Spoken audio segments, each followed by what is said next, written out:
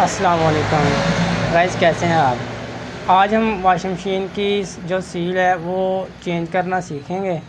ये इंतहाई आसान और बहुत ही यूनिक आइडिया है। ये जो सील का नंबर है ये 6202 नंबर है। ये प्लास्टिक बॉडी की मशीन है और ये इसकी शाफ्ट आप देख लें। इसका भी ऊपर से काबला ख़राब था। अब ये इसकी मेन गट्टी है जो फुल के नीचे आएगी। सबसे पहले आप बड़े एहतियात के साथ सील को बाहर निकाल लें। जैसे आप सील को बाहर निकालेंगे तो आप देखेंगे कि नीचे पानी की वजह से जंग लगा हुआ है, और इसको आप अच्छी तरह से किसी कपड़े के साथ और कोई नोकदार चीज़ से पहले साफ़ कर लें, फिर कपड़े से साफ़ करें।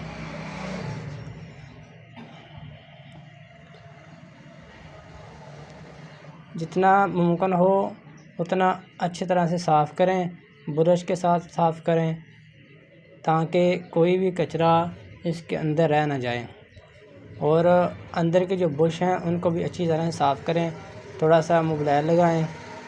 मोबिलाइल से ये होगा कि जो पहले से जंग लगा हुआ है वो नहीं रहेगा, वो ख़त्म हो जाएगा, और जो सील का हिस्सा है वो भी अच्छी तरह से साफ़ हो जाएगा और सील को बैठने में आसानी होगी। यकीन मानिए ये कारीगर 1500 से 1600 रुपया लेते हैं, लेकिन ये सिर्फ 60-70 रुपये में आपकी मशीन बिल्कुल A1 तरीके से ठीक हो जाएगी और एक कतरा भी पानी का नीचे नहीं जाएगा। हमने इसे अच्छी तरह साफ़ कर लिया है। अब शाफ्ट को मोबिलाइल लगा के साफ़ कर लेते हैं ताकि शाफ्ट पे भी कोई जंग वगैरह ना रहे।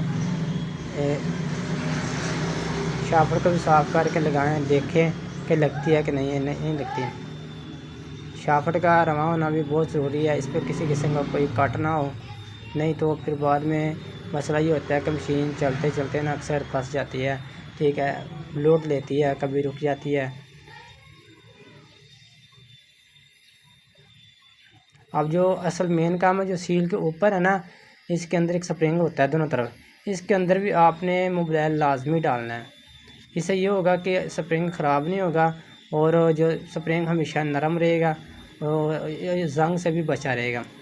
उसके बाद अच्छी तरह से साफ़ कर लें मशीन को और सील को भी। साफ़ करने के बाद आप लगा के देखें कि ये एडजस्ट बैठती है या नहीं बैठती।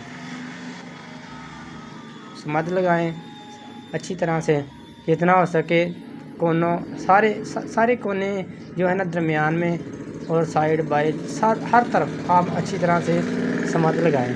उसके बाद सील को भी समत लगाएं ताकि सील जो है अच्छी तरह अपनी पकड़ कर ले। ज़्यादा समत नहीं लगानी चाहिए, बस जो हस्बे ज़रूरत है वही लगाएं, और लगाने के बाद समत को हाथ की हथेली से सील को नीचे बिठा दें। अगर आप सील के अगर यहाँ पे शाफ्ट कट वाली है तो फिर आप पहले सील को शाफ्ट के अंदर बिठाएंगे, लेकिन अगर आपकी शाफ्ट सादा है तो आप उसको ऐसे ही देखें, ये सादा है, इस पर कोई कट नहीं है, आप इसको ऐसे ही लगा दें तो आपकी सील आसानी से बैठ जाएगी। दबाने के बाद आप प्लास्टिक से इसको घुमाएं ताकि उसके जो कट हैं वो भी ऊपर आ जाएं और अच्छी तरह से सील बैठ जाए। और किसी नोकदार चीज़ से सील के किनारों को लाजमी तौर पर बिठाएं ताकि सील टेढ़ी ना हो, चारों तरफ से बराबर हो। हथौड़ी की मदद से बिठा लें। कोई ये याद रहे कि यहाँ पे प्लास्टिक बॉडी है, ज़्यादा चोट नहीं लगानी, हल्की चोट से आप इसको बिठाएं ताकि कोई चीज़ के टूटने का डर ना हो। अच्छी तरह बिठाने के बाद चेक कर लें। फिर सील के बाहरले हिस्सों पर चारों कोनों की तरफ, यानी जो गोल दायरा है उसकी हर तरफ से समत लाजमी लगाएं ताकि पानी का एक कतरा भी नीचे ना जाए।